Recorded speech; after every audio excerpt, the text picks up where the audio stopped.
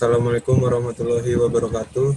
Kami dari kelas 11 MIPA 1 ingin mempresentasikan dashboard CRM terkait COVID-19 yang beranggotakan saya sendiri Gibran Kalmando, lalu ada Rama Marendra Dewandaru, Bunga Afidia, Muhammad Farel Davi Aziz, Arfatan Barzainli, Muhammad Firdaus Anfi, Girisyar Akbar, Najla Nuraini, Dwi Artanti, Nabila Balkis Rusdi, dan Warta Bimantoro, Muhammad Faldian Akbar.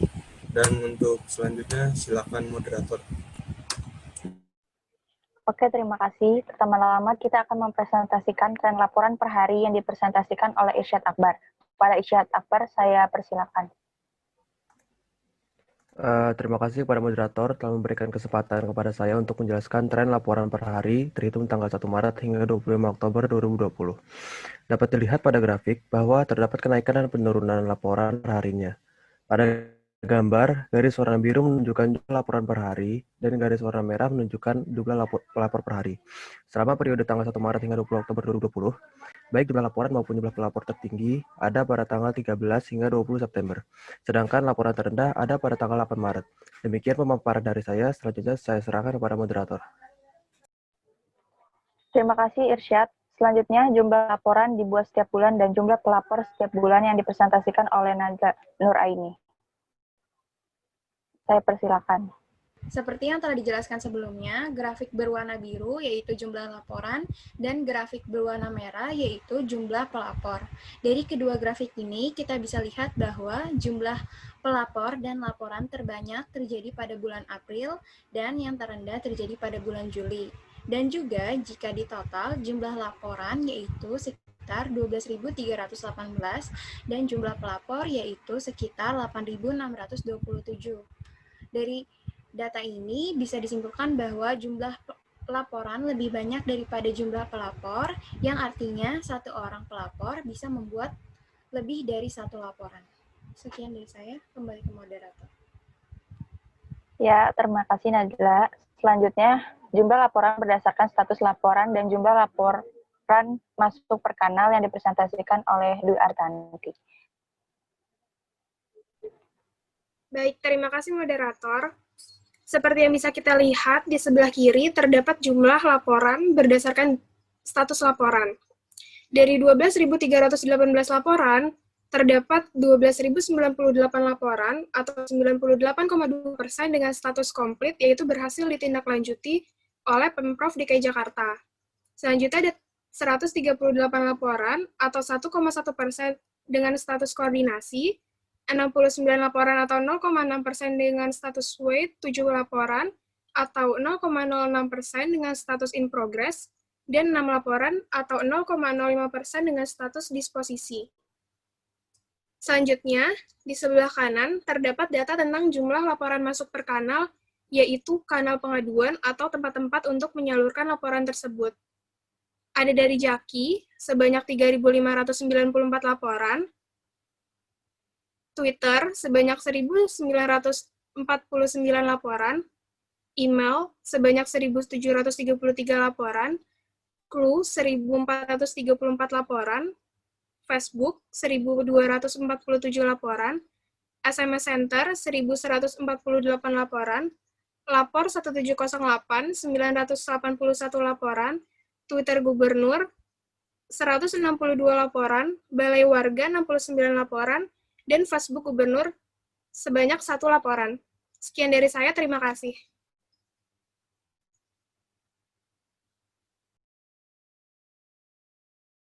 Oke, terima kasih Dwi Artanti.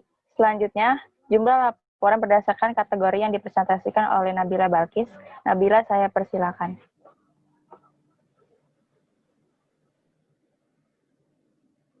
Baik, terima kasih moderator. Sekarang saya akan mempresentasikan jumlah laporan berdasarkan kategori. 1. Gangguan ketentraman dan ketertiban dengan jumlah laporan 4.697. 2. Bantuan sosial 1.515. 3. Perizinan bidang ketentraman, ketertiban, dan perlindungan masyarakat 773. 4. Pelanggaran Perda atau Pergub 770. 5. Pungutan liar 732. 6. Hubungan pekerja pengusaha 647, 7. Pendataan kesehatan 378, 8. Fasilitas sosial atau fasilitas umum, 196. 9. Fasilitas kesehatan milik pusat atau swasta, 140. Dan masih banyak lagi kategori lain seperti pada data di sebelah kanan. Dapat kita lihat berdasarkan kategori jumlah laporan terbanyak yaitu gangguan ketentraman dan ketertiban. Terima kasih.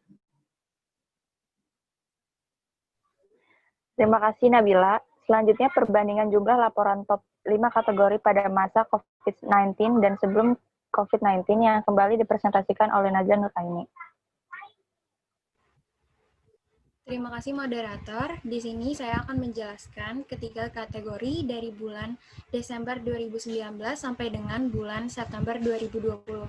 Grafik berwarna orange yaitu laporan tentang gangguan ketentraman dan ketertiban, grafik berwarna biru yaitu tentang bantuan sosial, dan grafik berwarna hitam yaitu tentang hubungan pekerja dan pengusaha.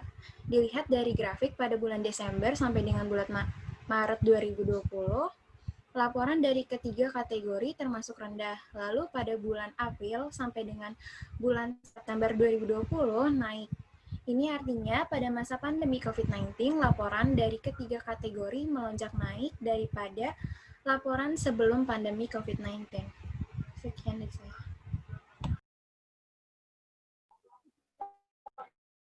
Terima kasih Najla.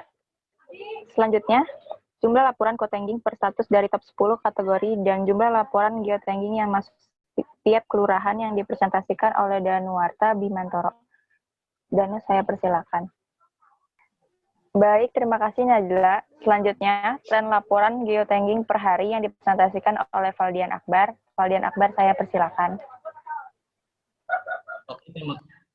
Oke, terima kasih untuk moderator. Di sini saya akan mempresentasikan laporan geotagging per hari. Sebelum saya mempresentasikan, saya akan menjelaskan apa itu laporan geotagging. Geotagging berarti sistem yang mendata menggunakan informasi geografis atau koordinat ke sebuah dokumen. Terdapat dua warna, biru dan merah. Biru jumlah laporan, merah jumlah pelapor. Dilihat dari grafik, tanggal 1 Maret sampai 21 Oktober terdapat grafik terendah. Grafik terendah di bulan Maret dan grafik tertinggi di bulan September. Sekian dari saya kembalikan ke moderator.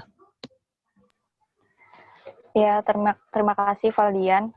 Yang terakhir, jumlah laporan geotagging per status dari top 10 kategori dan jumlah laporan geotagging yang masuk tiap kelurahan yang dipresentasikan oleh Danuarta. Danuarta, saya persilakan. Ya, terima kasih moderator. Di sini akan saya jelaskan tentang jumlah laporan geotagging per status dari top 10 kategori. Ya, seperti yang sudah dijelaskan tadi, gangguan ketentraman dan ketertiban berada di paling tertinggi di jumlah laporannya, dan juga di hubungan pekerja pengusaha ada di paling rendah. Di sini terlihat grafik warna hijau berarti komplit, warna ungu berarti sedang dikoordinasi, yang merah berarti wait, biru itu disposisi, dan oranye itu in progress.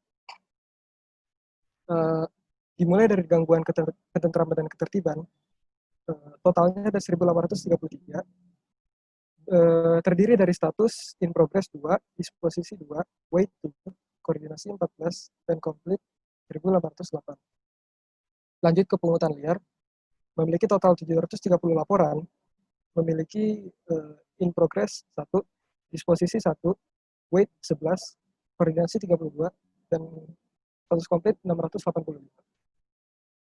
Lanjut ke perizinan bidang ketentraman, memiliki total 438, terdiri dari progres 1, disposisi 1, wait 2, koordinasi 3, dan komplit 431. Di sini kita lanjut ke bantuan sosial, memiliki total 280 laporan, yang berstatus wait ada 1, koordinasi ada 1, dan komplit 278. Lanjut ke pelanggaran perda atau pergub, memiliki total 259, berstatus wait 4, koordinasi 5, dan komplit 150. Lanjut ke fasilitas sosial atau fasilitas umum, memiliki total 163 laporan, memiliki status in progress 1, wait 3, koordinasi 4, dan komplit 155. Lanjut ke parkir liar, di sini dipaparkan bahwa memiliki 102 laporan, komplitnya ada 100, dan koordinasinya ada 2. Lanjut ke lokasi binaan dan lokasi sementara. Memiliki total 86 laporan, dan sudah komplit semua. Lanjut ke komunikasi pemerintah, memiliki total 81 laporan, berstatus wait 2, koordinasi 6, dan komplit 73. Lanjut ke yang paling terendah, di hubungan pekerja atau pengusaha, memiliki total 53, berstatus komplit 51, koordinasi 1, dan disposisi 1.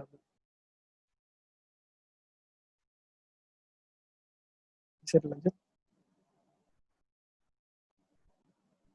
Ya, sekarang beralih ke jumlah laporan geotagging yang masuk ke tiap kelurahan. Di sini ada sekitar 20 kelurahan yang memiliki laporan. Laporan terbanyak ada di Jagakarsa, memiliki 90 jumlah laporan, dan yang paling sedikit ada di Kebonjeruk, memiliki 39 laporan. Demikian dari saya, dikembalikan kepada moderator. Baik, terima kasih Danu. Lalu yang terakhir, kesimpulan presentasi hari ini akan disampaikan oleh Rama Marendra. Saya persilakan. Oke, terima kasih kepada moderator yang sudah memberikan saya kesempatan, dan juga terima kasih kepada teman-teman saya yang sudah memaparkan data dengan sangat jelas. Bisa kita simpulkan bahwasannya jumlah laporan di CRM sampai pada bulan Oktober sudah mencapai 12.318 dan angka pelapor di 8.627. Angka tersebut masih terbilang sedikit bila dibandingkan dengan jumlah masyarakat DKI Jakarta yang totalnya mencapai 10,57 juta. Angka tersebut didapat dari databox.katadata.go.id yang dilansir dari Badan Pusat Statistika. Sebanyak 98,2% dari laporan yang sudah masuk dalam status komplit. Sisanya masih dalam status proses, disposisi, dan lain sebagainya. Lamanya proses tersebut dikarenakan laporan yang masuk kurang memiliki data yang mencukupi seperti kategori laporan dan juga alamat. Dari laporan yang masuk bisa dilihat bahwasannya kelurahan yang paling banyak menerima laporan adalah Jagakarsa.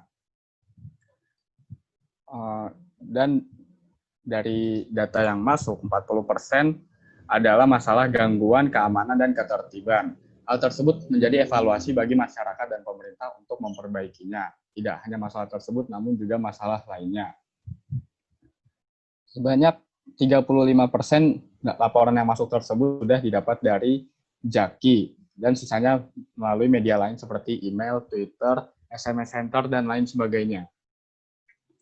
Hal tersebut menunjukkan respon positif masyarakat terhadap keberadaan aplikasi Jaki atau Jakarta Kini yang mendapatkan rating 4,2 di Play Store dan sudah memiliki lebih dari 500.000 pengguna. Itu saja yang bisa saya sampaikan. Kembali lagi kepada moderator. Iya, terima kasih Rama. Pemaparan sudah selesai. Kembali ke Gibran selaku ketua. Untuk penutupnya, terima kasih kepada teman-teman yang sudah berpresentasi dengan baik. Wassalamualaikum warahmatullahi wabarakatuh.